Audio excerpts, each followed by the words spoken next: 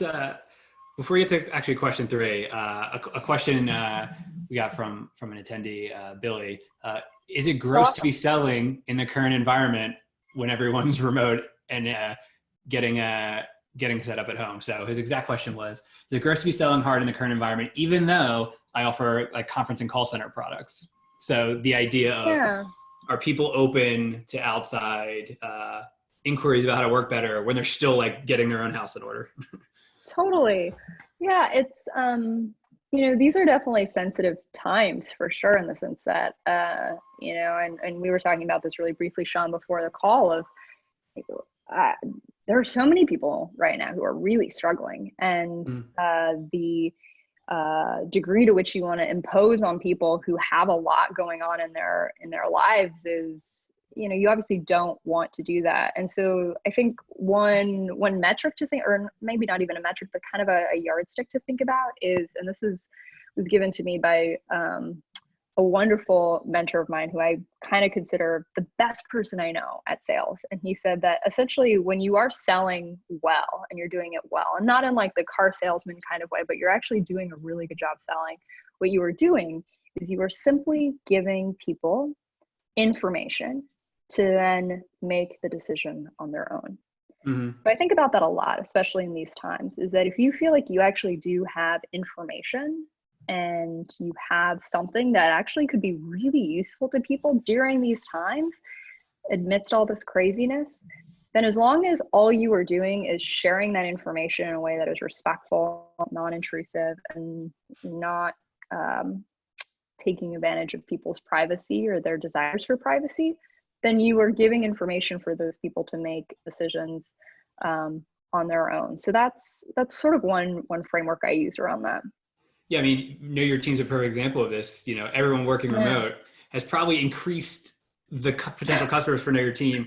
Do you find yourself balancing that? Like, this is in some ways, weird. In some ways, this is increasing my potential customer base. And the other way, it's at the result of this terrible thing happening. Totally. I feel super weird about it.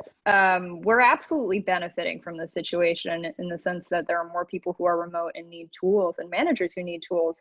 And so that's why I think really hard about, are we doing in a way that is really with other people's best interest in mind, if this actually could be useful, and erring on the side of trying to be useful and trying to help rather than just take advantage transactionally, because people can see through that. And so, for example, one of the things that we did is, and I think you might have shared in the chat, Sean, that we have a guide to managing remote teams. And that is actually something I researched. It took me almost a year to research. It took me 5 months to write. There's over 50 pages, 11 incredibly chapters. Comprehensive. I really recommend you check it out if you're watching this. Thank you. But and I wrote it last year before all of this stuff happened, and it's a part of our product. Like, it's actually something that people buy Know Your Team in order to purchase. And we decided when all of this happened, we're just going to give away for free.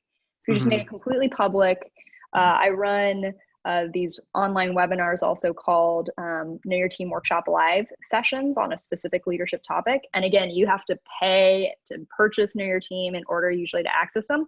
And I decided, well, for the one on managing remote teams, we're just going to make it completely for free, right? And some people could say, oh, well, Claire, that's just great lead generation. You're doing such a great job. But we're not. I mean, you could argue that. And then also, I mean, we didn't, spam people, and we're not farming anyone's email addresses or anything. I mean, even for the guide, for example, we collected email addresses in the beginning because we couldn't figure out the best way to distribute the guide very quickly. And then after we had a few weeks, we were like, oh, okay, this is how we can do it. But we didn't even collect email addresses for the guide for the most part. For the most time it was live. But I think I always just come back to that advice from my friend and mentor of just, all right, is it information that's useful, and letting other people decide whether or not they want to purchase in that sense.